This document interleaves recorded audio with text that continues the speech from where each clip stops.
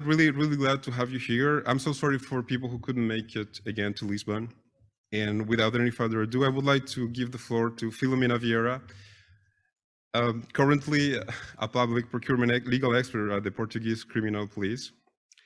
Filomena has over 25 years of experience in public procurement in various sectors. She's experienced in classified public procurement procedures and contract management. In iProcureNet, Filomena is in charge of work package, iProcureNet Toolbox, workshops and trainings. And she will be presenting today the online Toolbox, which I believe it's already at the second release, so not yet. Good morning, everyone. Well, first of all, it's very nice to have so many people in Lisbon. Thank you so much for coming. Thank you, George, for your presentation. My name is Filomena Vieira.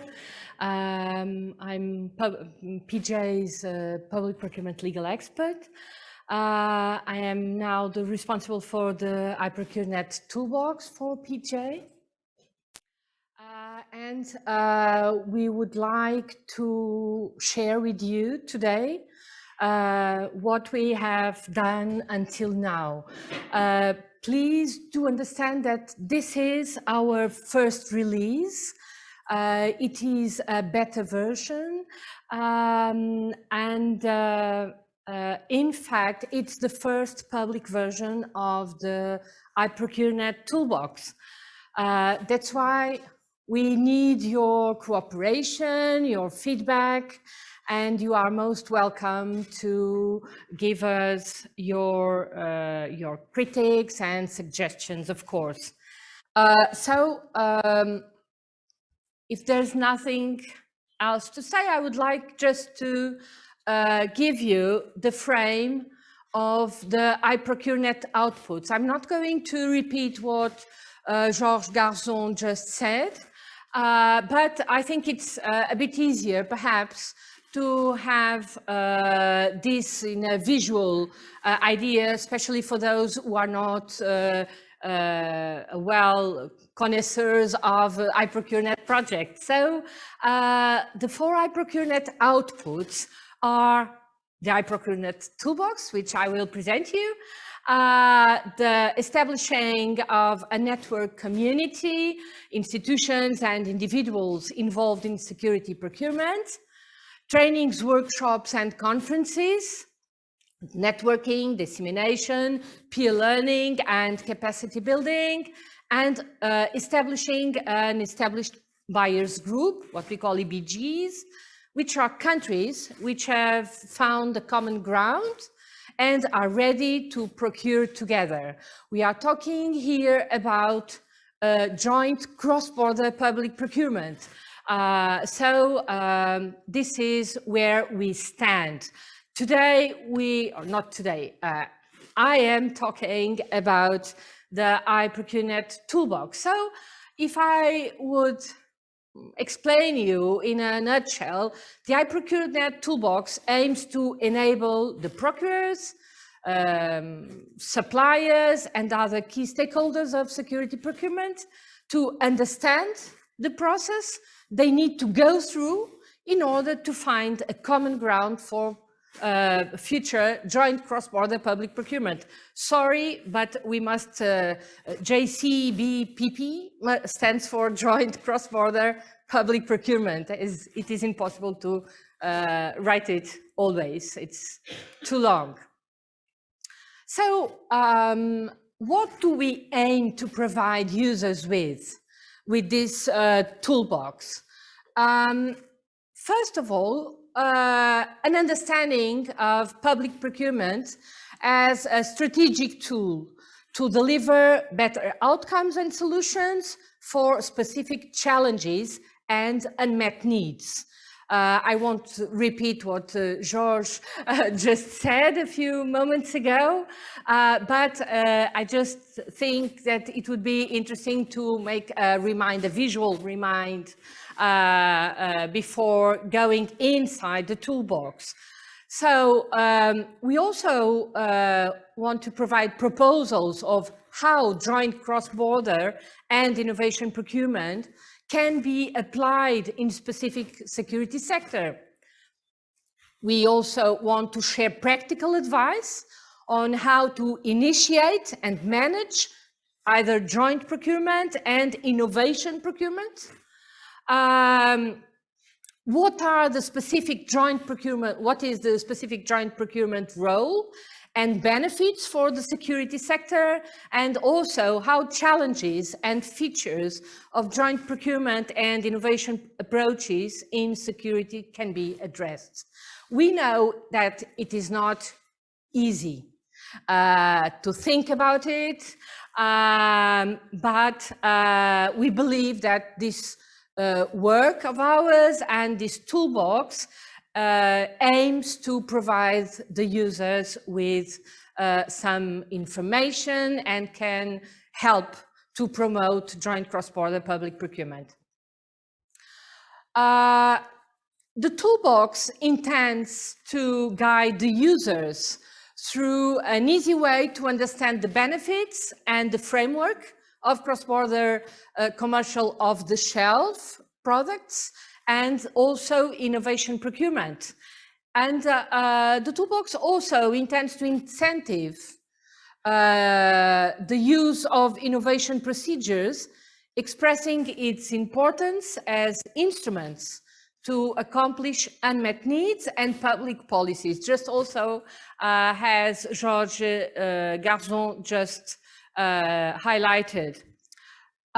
Please do understand that the toolbox is now open to European procurers as an ongoing tool until its final release in 2024.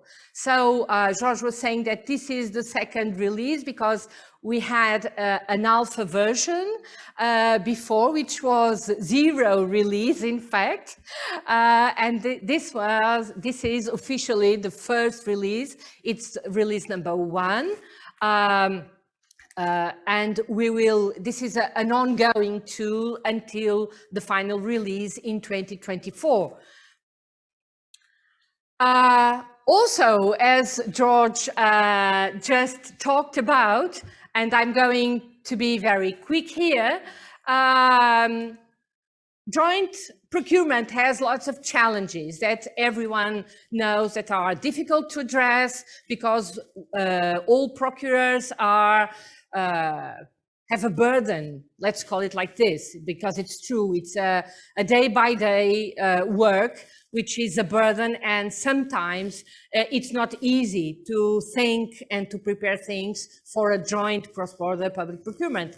But there are also some challenges that it is necessary to overcome. And there are, of course, legal challenges. There are always legal challenges everywhere, we know. We have different regulatory standards and, of course, different implementation of the directives.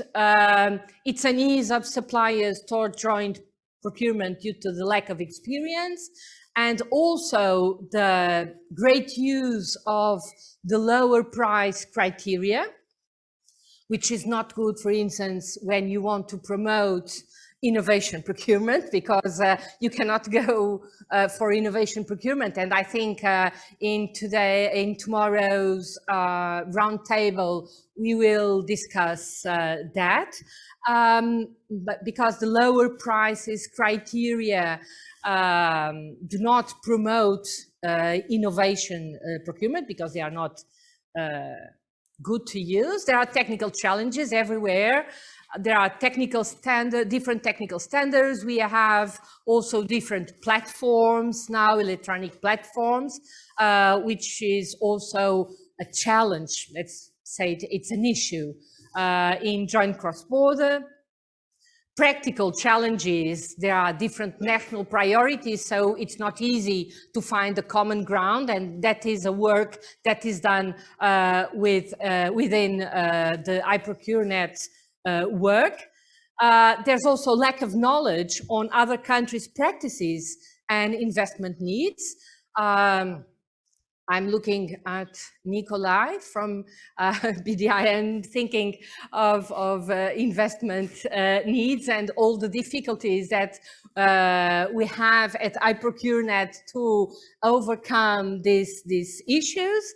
And of course, it's also difficult to access to innovation alongside daily duties, as I said before, and a lack of awareness of existing solutions and of joint procurement. So there are lots of challenges, which is good, which means that we have a work to be done in iProcureNet.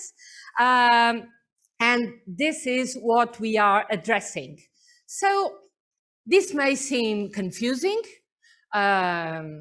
On my defense, it was not me, and I think it's beautiful. A lawyer could never do this. There are other lawyers in here, and I believe they agree with me, okay? But if not, I apologize. This just wanted, I think, you know, I tried to put myself in your position, and I looked at the agenda and said, someone is going to talk 40 minutes about the toolbox. I said, I'm going to a coffee break before. So I think this would be great to tell you, share with you, how are we constructing, building the toolbox? For those who are not used or so used with H2020 projects, we have several groups which you see as WP, which means work package, that are groups inside the project. And you see work package 1 until work package 7. And you see work packages 2, work package 3, and work package 4. The work package 2 studies the needs and the opportunities for joint security procurement. So candidates, joint procurement segments, joint procurement methodology. Work package 3 analyzes feasibility analysis and recommendations, final joint procurement segments, legal, practical methodology. And the work package 4 is responsible for establishing procurement pathways. Here's Joseph here, responsible for work package 4, and for establishing a European buyers group and joint procurement performance strategy. These 3 work packages, which means these 3 groups inside the project, are those who prepare deliverables and make all the analysis that afterwards we are going to populate the toolbox with. So although we all discuss and participate in all discussions and groups, in fact, the toolbox content gets its information from work package 2, work package 3, and work package 4 deliverables. So I think it was useful to tell you how do we build this, and that it would be interesting. I hope not to bother you too much with H2020 technicalities, but I thought it would be interesting. Well, this definitely, it was not me that have done this. You know, as a lawyer, my head is not this format. It would be impossible. I envy who can do this. I will never be able to do this, but I just wanted to share this in order to explain a little bit where do we stand now. I am seeing Zoya and Zarimer. Sorry, Zoya, if it's not well said. She will talk after coffee break. And she will explain this beautifully. But we would just like to say that we have an operation mode in 3 cycles. And today we are here. So this is that release one of the Toolbox. We are at the end of the first cycle. We received all deliverables, all the study and analysis that were made by those work packages that I talked before, and we populated this release of iProcureNet Toolbox.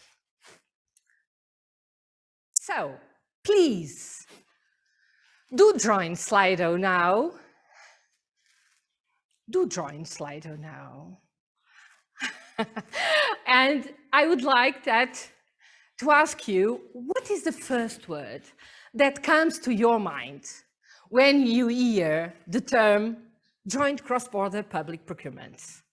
It's a one-two word that we would like to ask you for, because we are always talking about innovation procurement, commercial off-the-shelf procurement, but in fact, we are always gathered here because we are interested in joint cross-border public procurement, and almost everyone feels as a big burden with public procurement strategies and so on. When you think about or you hear about joint cross-border, so it's not only joint procurement, it's joint cross-border public procurement, what is the first word that comes to your mind? So, complexity, someone is smiling with complexity, which is good. So, cooperation, challenging, yes, definitely it's challenging. Cooperation, which is very interesting because we are now discussing the difference between collaboration and cooperation, which is interesting for joint cross-border public procurement. The different ways to collaborate or cooperate when you do something together or you just have layers of work. And it is quite different. I just read some things about this. It's quite a sociological approach, perhaps, but I think it's also interesting. So cooperation, challenging, foggy, okay, tricky, huge. Standardization, which will be approached. So buyers, procuring, security, many, okay.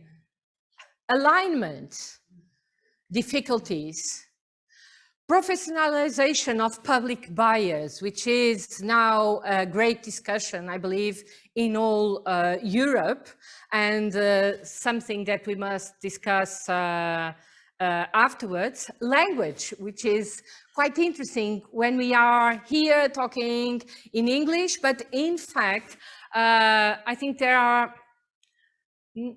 not only language, but cultural. I didn't respond, Slido, sorry, I should. Law, okay. So cost savings, economy of scale, advantage, lots of laws. Yes, that's true. The first thing we are discussing is which law is applicable to a joint cross-border public procurement. And we lawyers, we love that discussion. We can stand for days and days discussing this. Okay, so thank you so much for your participation. We go on with this presentation. So this shows that there's an interest in our work. If so many people looks and sees all of this simplification I'm reading there, if there's all of this that people, procurers, academic, SMEs, they feel this when you talk about joint cross-border public procurement, we are right in our work. It means that we have a place to be, a work to be done, and okay, let's try to address all of this. So let's move on. What does the toolbox include? The toolbox includes a methodology, guidelines, and knowledge, a knowledge base to procure jointly in the security sector. It has a methodological framework for the joint procurement of commercial off-the-shelf products and also innovative solutions, and a foundation for setting up a group of countries which, using the toolbox, will be ready to procure after founding a common ground basis. That's what we called, and I explained before, the EBG's European Buyers Group. And finally, the toolbox also includes appropriate dissemination of results, trainings, and recommendations. So, once again, for 40 minutes, I must have you connected, at least connected. So, I would much like you to please rank the topics from your strongest interest to your weakest. You can see, you are on Slido, you can see methodology, policy, legislation, regulation, organizational aspects, best practices and guidelines, financial tools, case studies, and opportunities for joint cross-border public procurement. You know, for us, it is very important to have your feedback, because when you are building a tool, it must go and help solving interests and issues of those who are supposed to use it. So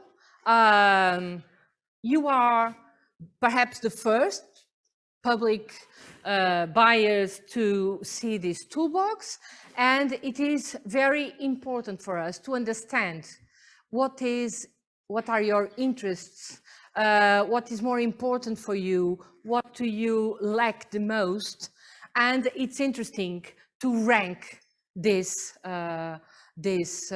aspects, these topics that were suggested. So let's see. For the moment, I think this is live. So it's Sylvia from Arctic had a wonderful job explaining me all of these technical questions. So we see most of the people is interested in best practices and guidelines. I agree, it's fundamental to have them. Methodology, policy, legislation, regulation, case studies, and it's quite curious that financial tools are the weakest in this list. This is quite interesting when you think of nowadays interests. Perhaps you could think, okay, let's see the financial tools in the beginning, but no. In fact, what is needed is best practices, methodology, policy, organizational aspects, and then by the end, opportunities and financial tools. So you see, it's very important for us to have this feedback. So I will now tell you what is the toolbox main structure. We defined two kinds of approaches. What I usually call a more passive approach with suggested topics, as you see here. So you have, I'm pointing it, about why cross-border joint procurement, joint and innovation procurement in the security sector specifically, a guide, joint cross-border public procurement and innovation procurement in the security sector, a general question, why innovation procurement, an assessment framework for joint procurement and innovation procurement, and finally, and very important, ethics and principles. And this is a passive approach, meaning that, as we will see in the demo, you will choose one of these and the toolbox will guide you with a previous frame defined to this throughout these topics. But we thought that it would be also interesting to have a bit more dynamic approach with a search and filter content. I must tell you that this is previewed, so this is defined in the structure, but actually it is not still in this release. So the matrix was not still prepared, and I will not present this dynamic search and filter content, but it is defined in the structure. So you can choose and cross between these parts. Who do you represent? Civil society, private sector, public sector, your role. Which is your role? You are a procurer, a supplier, an academic. What kind of contract are you interested in? It's a public work, services, supplies. What kind of product is research and development or others? Or are you interested in a certain type of procedure? For instance, PCP, PPI, competitive procedure with a negotiation, a competitive dialogue, an innovation partnership. Okay, and we can cross this in order to get more directly to an answer, when you know a bit more what do you want to look after. So once again, I would like you to share with us how well do you understand our toolbox structure?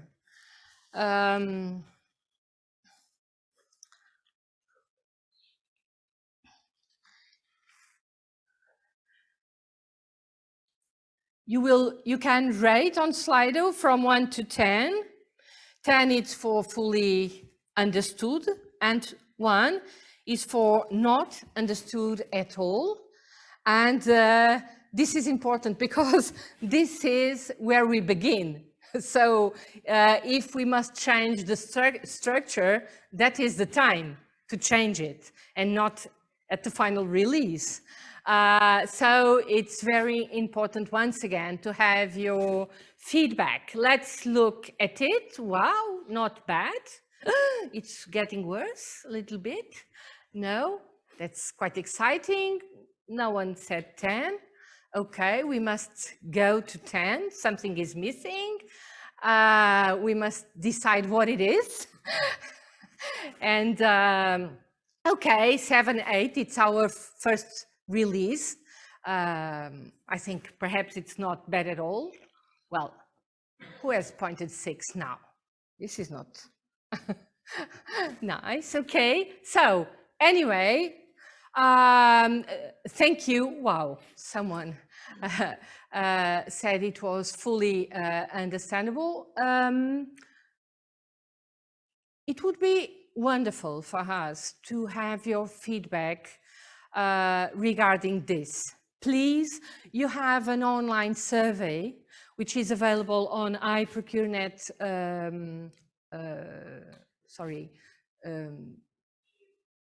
yes, .eu. Yes, iProcureNet.eu. Thank you, Sylvia. And there's an online survey, and you can make your suggestions there, and you are more than welcome to share with us your suggestions in order to have a better release, because when we do the release number 2, we would consider the suggestions made in order to have a better outcome in the toolbox. So, which is the iProcureNet? What is the iProcureNet toolbox contribution? We know that cross-border security procurement has the potential to become a catalyst for innovation, as George also said some minutes ago. And iProcureNet will contribute to overcome the current obstacles, if you want, challenges, in its way. So, I don't know what time it is. It?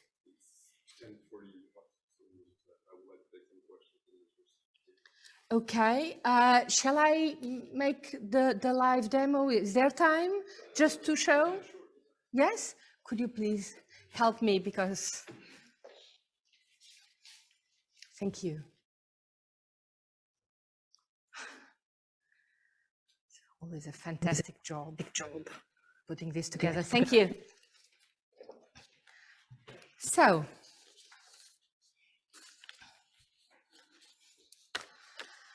please remember, this is a beta version. It's our first public release.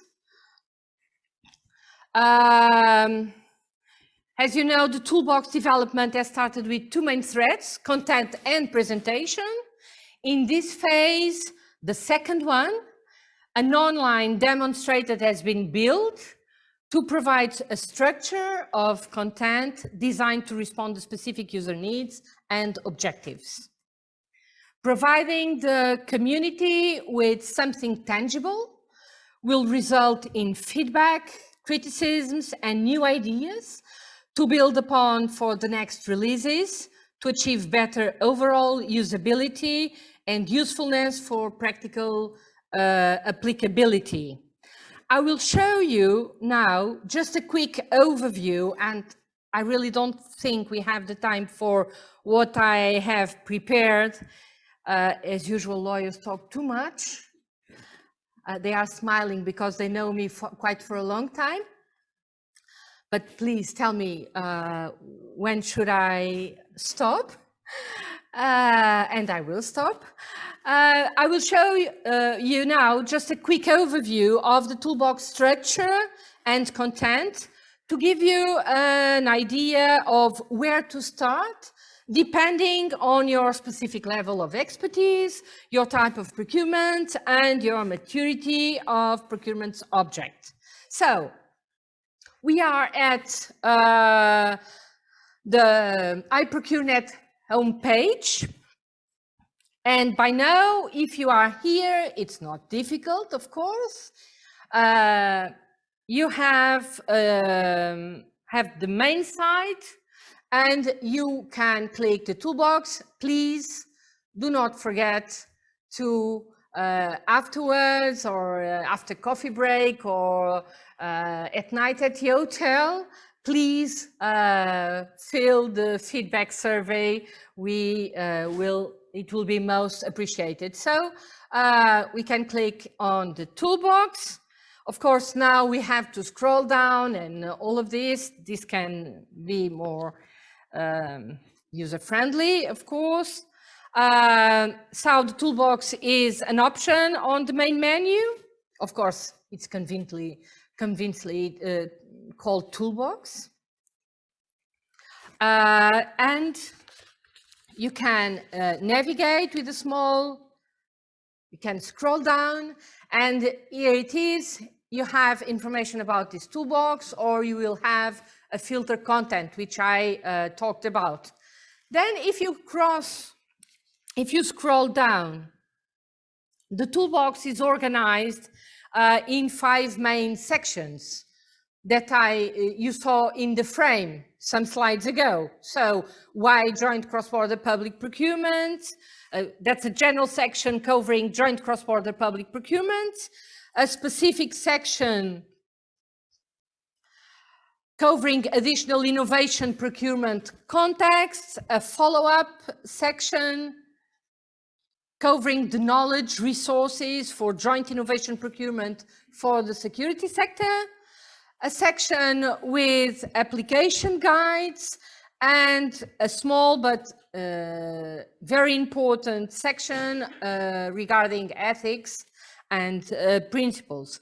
Each section includes one or more relevant topics that combine information, knowledge, guides, and other tools, as well as links to other EU or external resources and documents where available. So if we navigate, for instance, in why joint cross-border public procurement, if we see conducting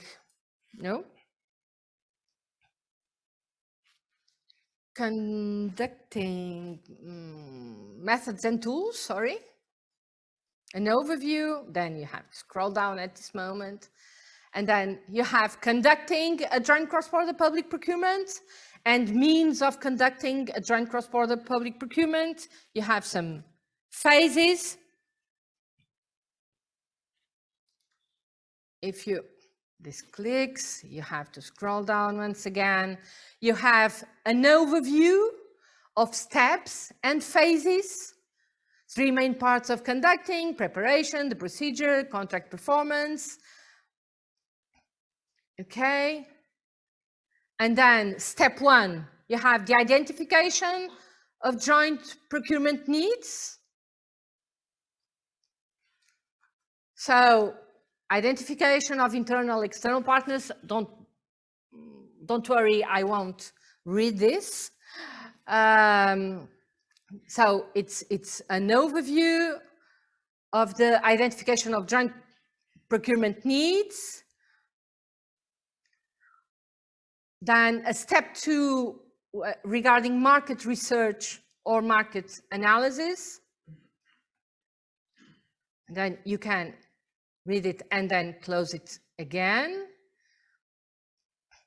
No, as you see, it's not easy at all. So the identification of financing possibilities.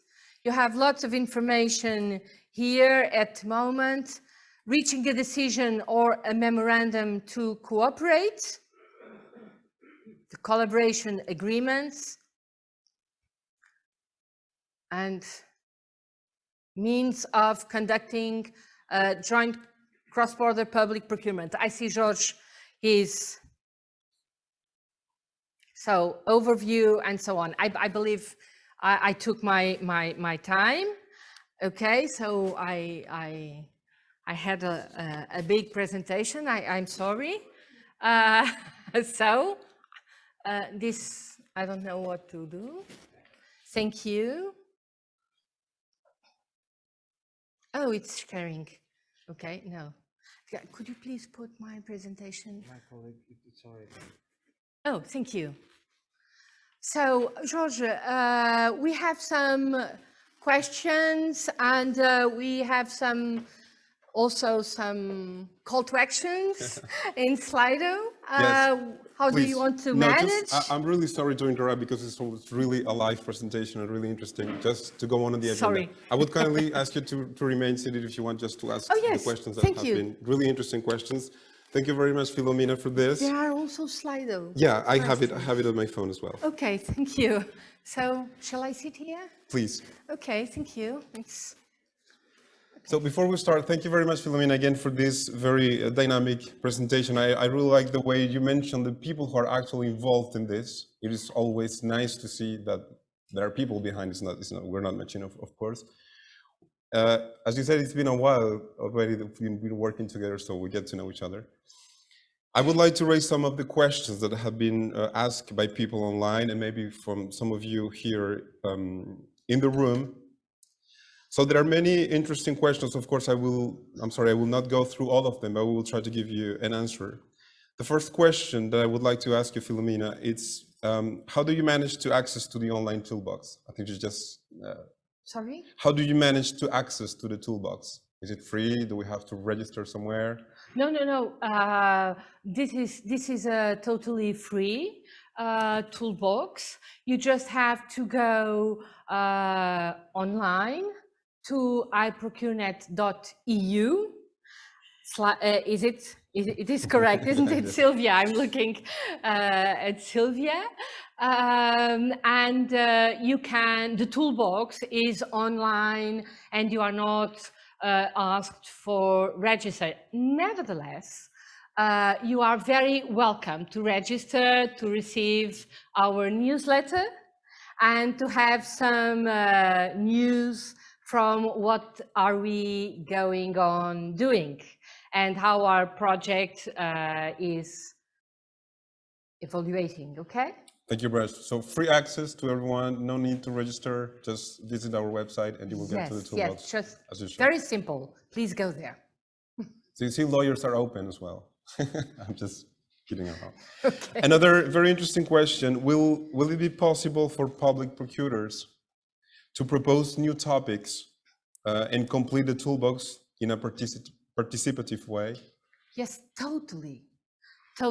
Please, what I'm asking, what I'm trying to share with you is this public release intends to get your feedback, and this is a tool from procurers and lawyers, and so this for procurers in first hand. So of course, that is the main topic. What we really would most appreciate would be your topic suggestions. So please, once again, go to the feedback survey and write your suggestions. And of course, topics, whatever you understand it's useful.